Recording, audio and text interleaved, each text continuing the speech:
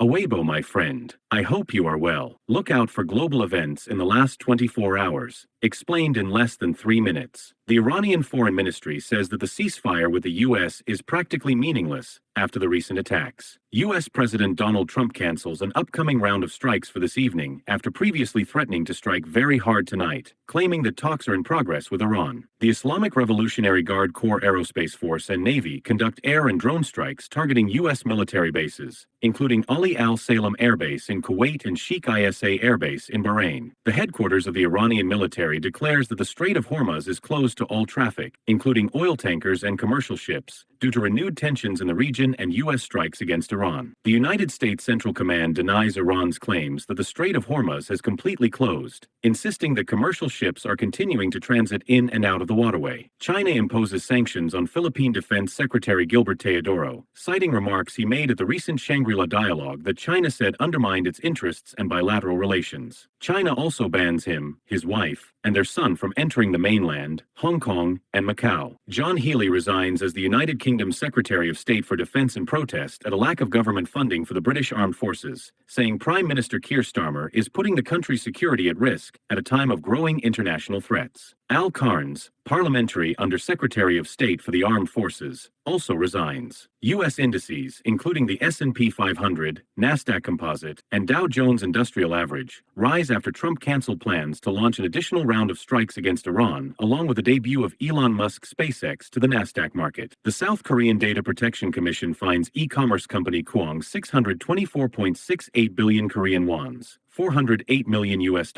for a data breach that the commission says exposed personal data from millions of user accounts. The 2026 FIFA World Cup, consisting of 48 national teams for the first time, begins with matches in Canada, Mexico, and the United States. This was all to look out for today, my friend. If you like my work, share this video with your friends so they can look out as well. Until then, look out for tomorrow.